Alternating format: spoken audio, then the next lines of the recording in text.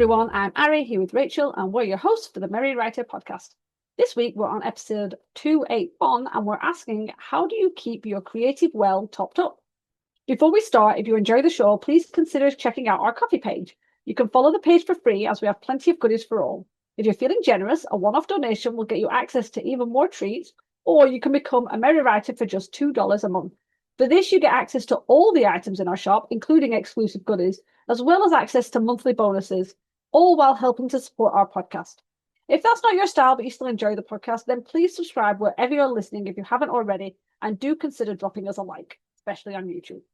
Okay, so we're talking creative well. I think especially as writers, it's not a surprise that we have a creative well, because where do the ideas come from? We take in information and we churn out stories or novellas or books or poems or scripts or whatever. But let's be honest, it doesn't always last. And whether that's writer's block, whether that's burnout, whether that's you've finished a series or a story that you've really wanted to tell and you're not sure where you're going next, there will almost always be a time when you just don't have enough in the well to keep you going. So that's what we're going to talk about, how to kind of top that back up so that you're not always running dry. Now, obviously, we've talked about this in some ways regarding like how to deal with burnout and things like that. So let's start with the obvious one. You step away. If you're trying to finish a story, if you're trying to start a new story, if you're trying to come up with a new idea after maybe finishing something you've been working on for a while, and you're really struggling, you need to step away. And it does sometimes feel very counterproductive. But sometimes we honestly can be too deep in the weeds.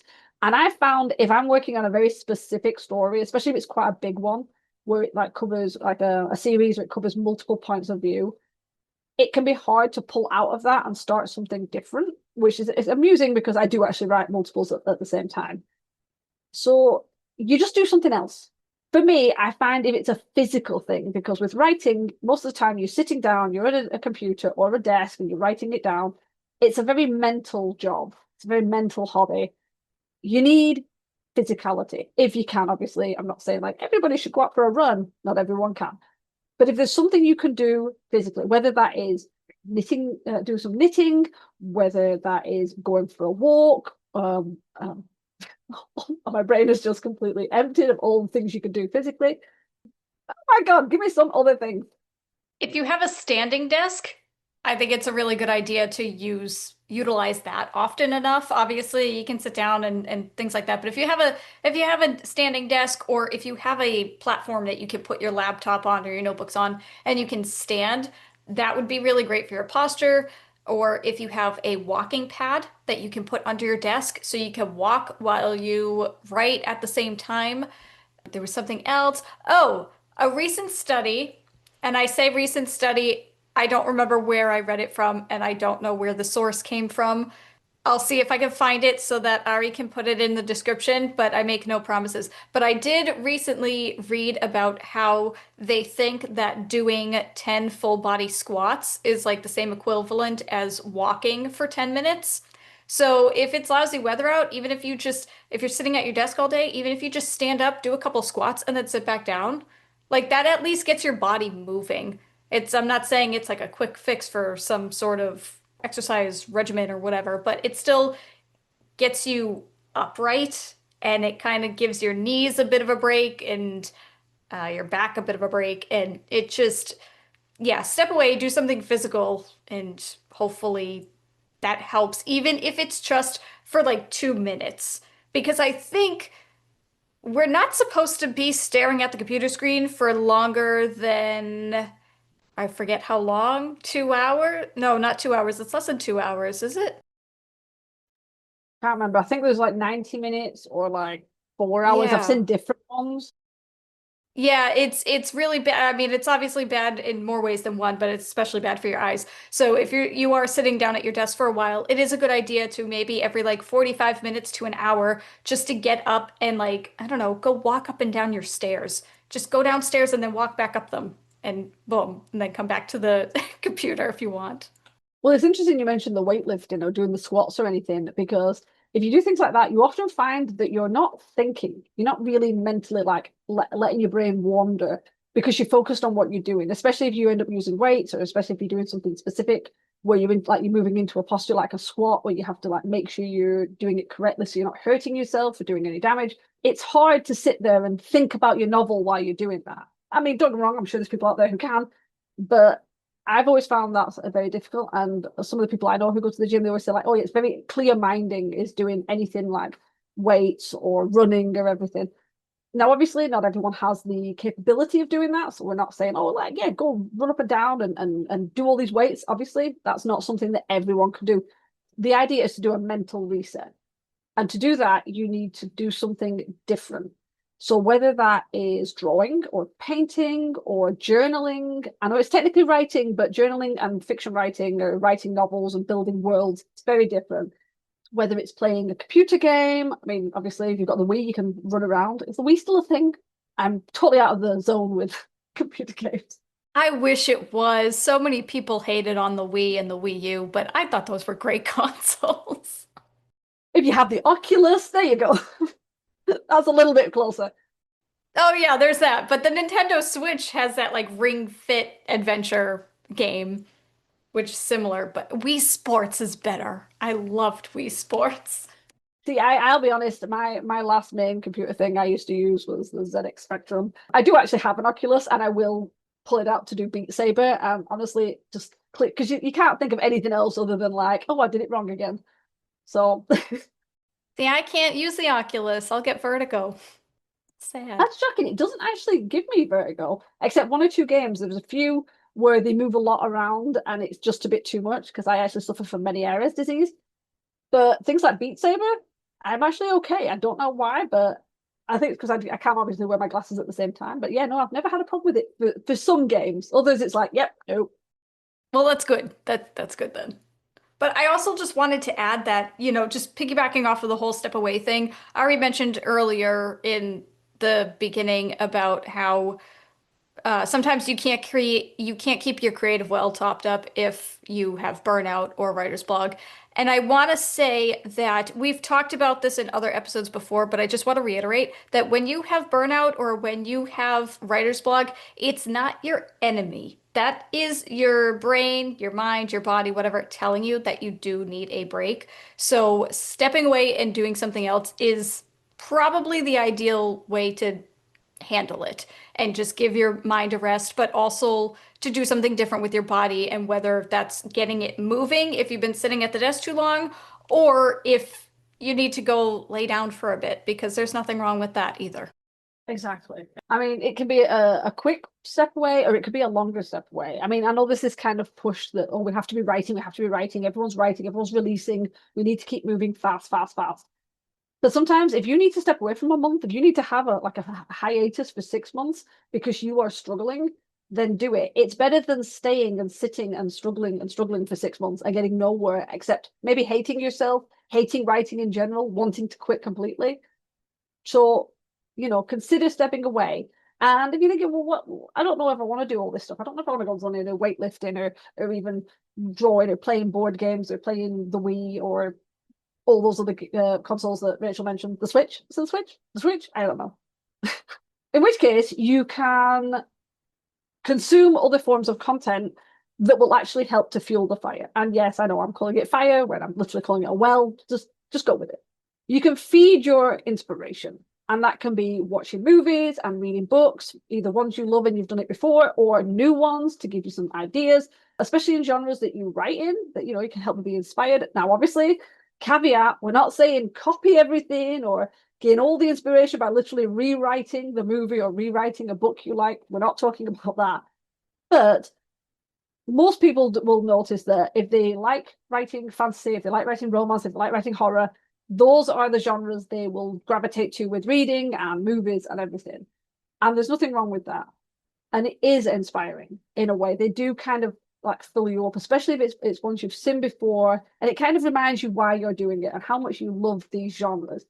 But as a step to that, try other genres. Try something really different. I mean, if you are all into fantasy, then try historical fiction. If you love sci-fi, try westerns. Just open yourself up to different opportunities and different ideas because you'll be surprised at what might come from that. You might find something you love that you didn't know you'd ever love, or it might give you an idea that triggers another idea that can build on that. So, go to your local library and just get a load of books or movies out that are something you would never normally read, and try that. I guarantee it will certainly give your mind a bit of a reset. I also want to add that if you're reading in other genres or something, and I know we're talking about how you can like, step away from your writing for a little bit, but try writing in different forms as well. If you typically write novels, write poetry or try writing a screenplay. And it's really interesting to, take a novel that you wrote and rewrite it as a screenplay. And new ideas will come from that as well. So if you're feeling stuck on what you're currently writing, if you write it in a different way, then that could also help. And I'm going to piggyback off that. If you already write stuff, like say you have stories out, books out, why don't you take one of your ideas, one of your stories, and rewrite it differently? Are you writing a fantasy? Make it a science fiction. you know, are you writing a cozy mystery? Rewrite it as a like a deep dark thriller mystery. Just I'm not saying you have to publish it. I'm not saying it's like you're rewriting the whole story and going off. But it's like what Rachel said. You're trying something, just do something a little different. It just makes you look at it differently. If you're writing a screenplay compared to writing a novel where you're not writing all the descriptive prose, it's very different. And it's really hard to do, especially if you're heavy with description and you're like having to write mostly dialogue and what's it called? Stage directions. It's a little awkward. So do the same, take that little cozy mystery you have and turn it into a thriller. Even if you don't write the whole thing, just try a bit of it. Take the first 3 chapters and change it up a bit, rewrite the story just as a project and see how that works. See if that sort of triggers anything that can, develop. But again, I think it does help with a creative. I think so too. Is that genre bending? Is that what you're, because genre bending is a thing. Is that what you're talking about, or am I thinking of something else? I might be. I don't really. Let's have a quick look. Genre bending, meaning, and people, I'm using Google, not ChatGPT. ChatGPT. Okay, genre bending. Describe something as genre bending. It means perhaps has 2 or more genres. For example, horror movie with romantic undertones. So it could be something that doesn't conform. So it sounds like it's multiple genres in one. But so it sounds like it's ones that don't normally go together. So they're kind of like Oh, fantasy okay. and sci-fi. Although fantasy and sci-fi can work quite well with things like steampunk. But yeah, so but again, this is somebody saying on a weird website. So it could be a gender bending thing. I don't know. I mean, either way, you could do that too. If there's no romance in your book, throw some in, put like 2 random characters together and see what the hell happens. Yeah. Make all of your characters a lot older. Make all of your characters younger. I realize we're making more work for you We are. guys. Yeah. We're like, take a break, step away, or you can just keep writing in a different way. Well, the thing is, breaks do help some people and they don't help other people. So obviously, if you're sat there going, I can't take a break, I can't take a break, we're just throwing out some possibilities. But if you want to step away from writing completely and refill the well in a different way, here's some recommendations. Go to a museum, go to an art gallery, go to the library and see if there's any free classes you can take. Visit the theatre and watch a play or a dance. Obviously, another caveat, some of these will require funds and not everyone has them, but depending on where you live, like over here in the UK, most of our museums are free. Some of our art galleries are free. Libraries often have classes and activities and clubs and everything that are free. We're quite good with that. I know that's not the case in every country. So I'm not saying like, yeah, spend all your money doing this. That's not acceptable that's not available for everyone. But if there are any places you can go that can do that, or if you have the funds to go to places, or even if it's like your birthday's coming up and you're like, hey, could you get me some tickets to go to a museum? I don't know. But looking at other things, it can help to spark ideas. You don't have to think, well, I'm writing a book, so I need to read books. I'm writing a screenplay, I need to watch movies. Yes and no. Yes, that helps, but other things can too. I think it's really nice that most of that stuff is free for you. We got to pay to get in, and we also have to pay for parking in addition to that. I will say we do usually have to pay for parking, but probably not that much. Oh, I think paying for parking is the stupidest concept. I won't get into it. But I will say that if you go to your library and you ask them if they have any discounts or deals or anything, like my local library, they have a list of museums and things like that. So you can get a library pass and you can get in for free or get in for 50% off or something like that. So libraries are useful for many, many things. It's not just free books. Just throwing that out there too. Well, that's it. When we moved over here, just gonna sidetrack.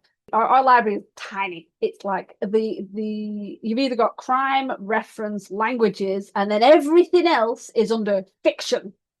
There are no other categories. Crime's got its own, but everything else is under fiction, and it's like two two like rows of books. That is it. It's tiny, but they do a lot of the different things. And one of the things was they actually had a quartet come and play from the orchestra. Just one lunchtime. It was like an hour and a half. They just made mention of it. No, it was totally free. You come and this, professional orchestra quartet just played. And it was incredible. And it made me go, oh, okay, I want to go and see the orchestra. And so yeah, you'll be surprised. Often they are listed at the library, so you have to like keep track of that sort of thing. But yeah, and I appreciate it. I am very lucky in the UK that most of them are free. They didn't used to be, but there was this big push years ago to make museums accessible to people. A lot of them do ask for donations, but again, it's an ask. If you wish to donate, if you want to become a patron of the museum, you can do that. But most people, it's paid for by the government and you just go. So we are lucky with that. The other one, hopefully I won't get any backlash with it, is give yourself moments of quiet. And I'm sure there's a whole group of people going, what? We are surrounded by noise. TVs, phones, apps, notifications. You can't even go and sit on public transport without hearing somebody else's phone because there's always some twit without their headphones in, blurring it for everyone. Seriously, I've not been to any public space recently where there isn't one person doing that, usually more. So we're surrounded. We have our phones on us all the time. A lot of people have it on volume and it's bleeping at us for everything. We can't stop picking it up. But honestly, we are never alone with our thoughts because if you're bored, if you're waiting in a queue, if you're at an appointment, first thing you do, you take your phone out. If you're managed to get past that, you might take a book out. But sometimes it's actually useful to just sit and be in silence as much as you can if you're in public and not have the distraction of the phone or a book or anything. And I know it's uncomfortable. I can appreciate not everyone likes that. It's like, oh no, really? Alone with my thoughts? I get it. But you need those quiet spaces. You need those moments to let your brain process. You need boredom.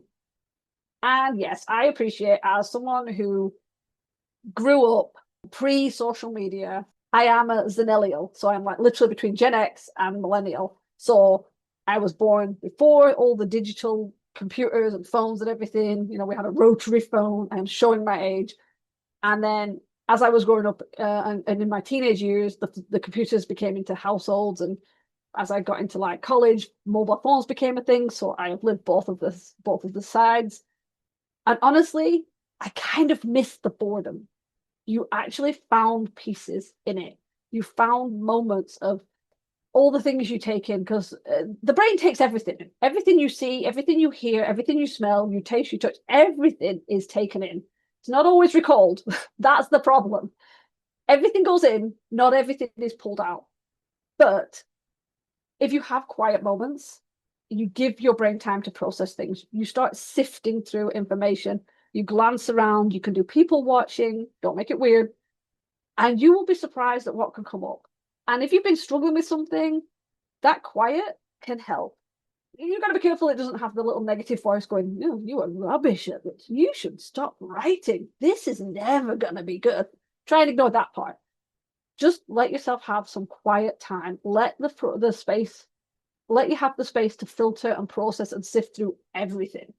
There's a reason we get ideas in the shower, because who sat there thinking time when you're shampooing your hair or, trying to wash soap out of your eye? Or when you're queuing and you don't have your phone on you because you've forgotten it, and you're just sort of like, oh, I'm queuing, I'm waiting. Your brain just sort of wanders off and thinks about things. And yeah, I know you could say like, well, I like my phone because I like having the notes app. Bring a pad and pencil. Or here's an idea: test your memory.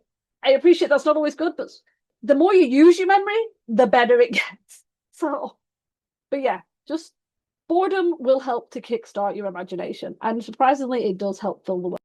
Well, this kind of goes along with the whole stepping away thing too, because you just need to give your brain that break. You can't be on the computer or you can't be thinking about your writing or your creativity all the time because as weird as it's going to sound, there is more to life than that. I mean, if you have a dog and you got to take them out to go to the bathroom, leave your phone inside. You don't need to take your phone with you to go out to the backyard and sit there for 10 minutes while your dog does their business. Just sit and listen to the birds and go look at the flowers growing in your garden. Like there's so many other things to look at and to observe that's all around us rather than just constantly seeing what other people are doing on the internet. I mean, you can like as many photos of people posting flower pictures of their gardens, but I'm sure you have some pretty flowers in your own backyard that you can look at as well. And no, I'm not saying you don't have to take a picture of them and post them on your social media. Just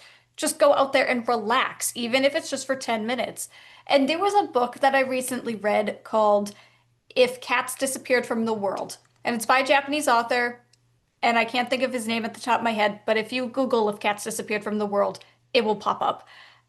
And it was, I won't get into the details of the book, but in one of the chapters, phones disappear from the world.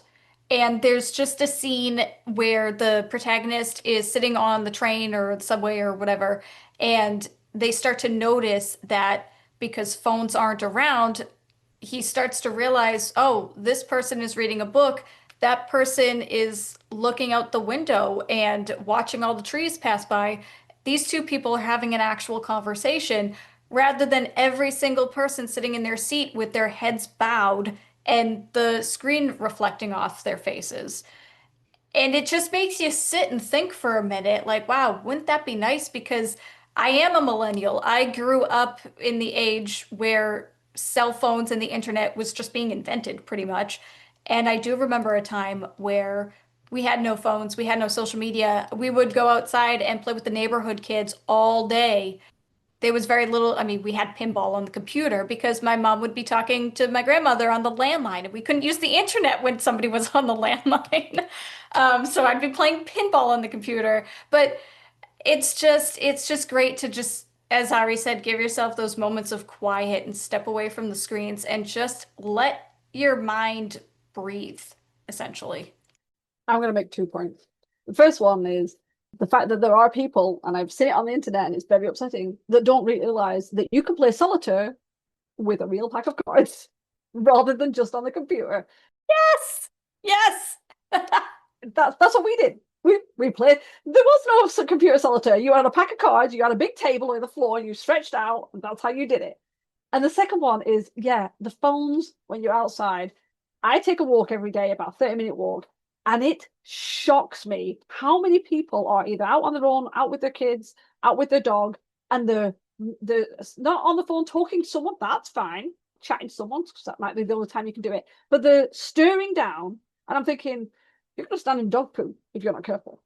Your own dog's dog poo, because you're definitely not looking. And they're on the phone, messing on Instagram or something, and they're missing everything. I mean, I constantly take my camera outside and I'm always taking photos of caterpillars and birds and butterflies and weird colored bugs, and then I have to go find out what it is. And I'm just looking and I'm thinking, all these people are just missing it. And it's very upsetting to know that they're outside in the fresh air and they still can't put the phone down. And I do not like to take my phone out when I'm going for a walk. Every now and then I do, not expecting a call, but it stays in my pocket and I talk to my partner and we look at the world. We don't have the phone out. And if we ever go out on a date, the phone stays in the bag. And if we really need to check something, we ask permission from the person, like, do you mind if I get my phone out? Right. We do it and then it goes straight back in the bag. And 9 times out of 10, we never touch the phone, because it doesn't need to be in your hand all the time. It's sad that we've become so connected that it's addictive, and it is addictive. If you think it's not addictive, try and give it up for 6 months. I guarantee you'd struggle. No, you're absolutely right. It is so sad how absorbed everybody is in their phones. And I'll just like I'll add a quick thing. The kid that I nanny for, she does horseback riding, and I cannot tell you how many times I sit there and I watch the lesson because it's fascinating to watch, but also horseback riding's a dangerous sport. And the amount of the other parents and stuff, they're on their phones. They're not watching the lesson at all. And I'm like, how can you not pay attention to what your child is doing? Like, just because the trainer is in the ring and they're in the middle of a lesson doesn't mean you're off duty, so to speak.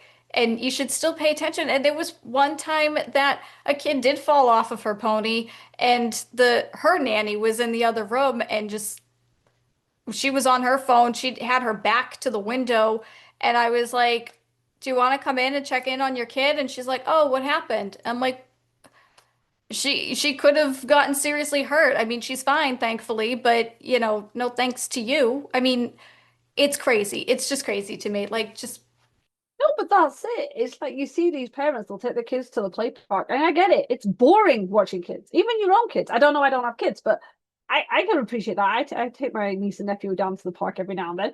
And it's boring watching them play when you can't get on the swing because you can't fit on it anymore because it's a small swing.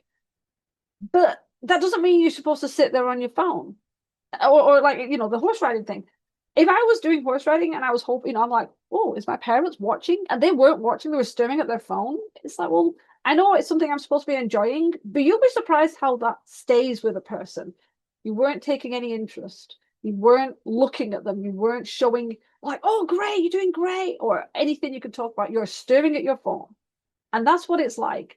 And I appreciate this is turning into an anti-phone, and I'm trying not to. I was just gonna say, you're right. It's so discouraging to see that they're not paying attention. And the other thing is, monkey see, monkey do.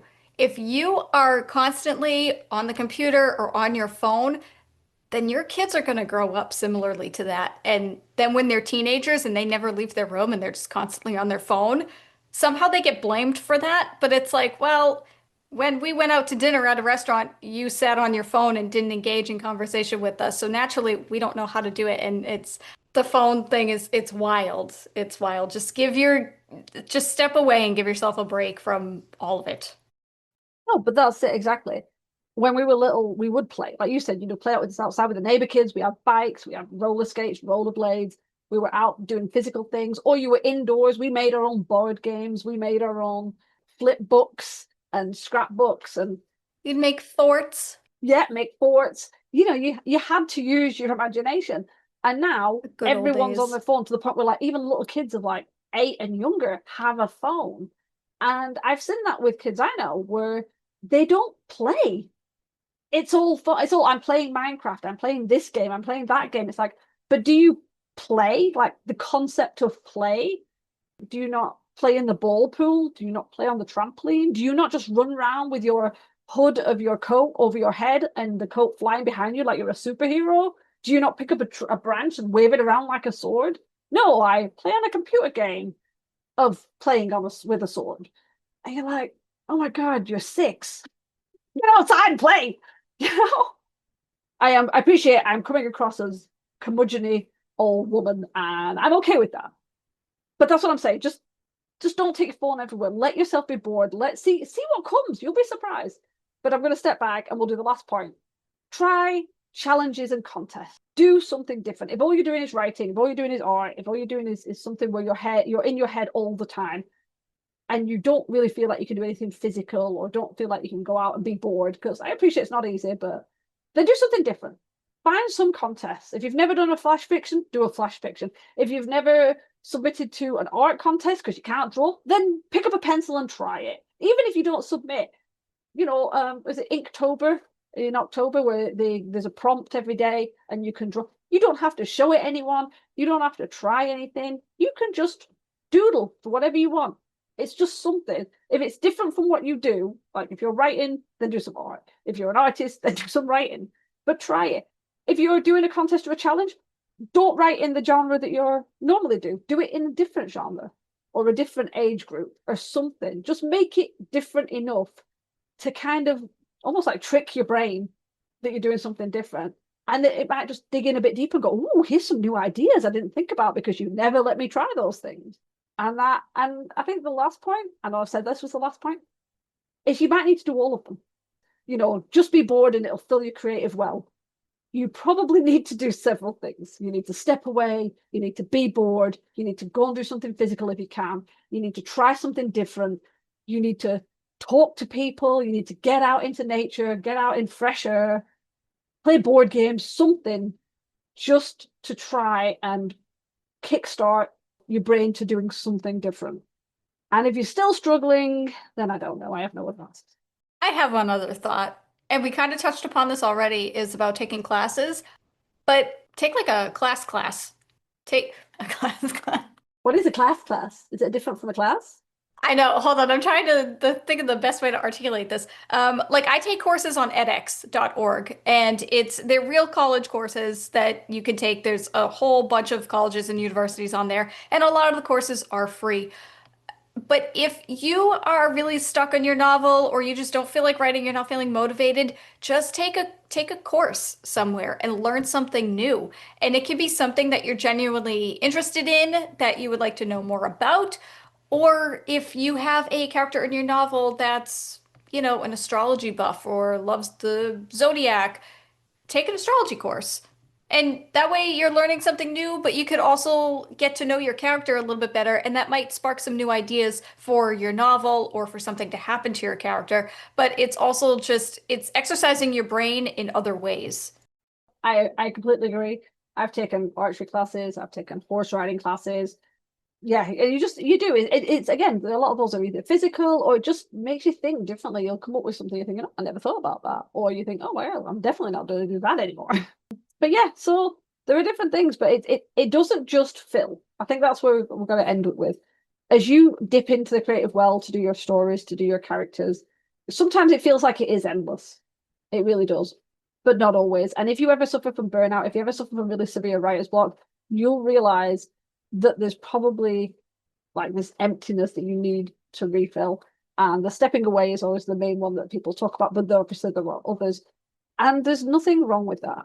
Just finding new things to put in that well, even just as a random thing, watching international films from other countries, especially if it's in a different language, because you'll see other people's cultures, you'll see different languages, different styles, and things like that can really get you going. Same with reference books to other places, especially if you can't travel. If you can travel to those places, brilliant. Again, not everyone likes traveling, not everyone can travel, but you can get books about those places and learn about them. And I do say books, and I don't say the internet because, let's be honest, it's becoming a big pile of garbage. So that's just a possibility. So just different things to try and fill the creative well. And I suggest you try some of them if you're struggling. And hell, even if you are struggling, even if your well runneth over, you can always do with some time away, some time doing something else, because you come back with even more ideas. And who doesn't want ideas? Okay, this is a way longer episode than it was meant to be because I kind of went all over the place. But before we leave, if you want to learn more about us, the podcast, opportunities to be a guest on the show, don't forget to check out our website at themerrywriterpodcast.podbean.com. Now we will turn over to you guys. How do you fill your creative well? Is it something different than what we've mentioned? Let us know your answers in the comments so we can chat. Remember, we do release new episodes every Wednesday. Next week, we're discussing whip aesthetics. To ensure you don't miss it, hit the subscribe button on your way out. And as always, thanks for listening to the Merry Writer Podcast. We'll see you next week. This podcast is brought to you by Funky Mugs, because we're writers. The music, titled Inspired, is by Kevin MacLeod, licensed under Creative Commons 4.0.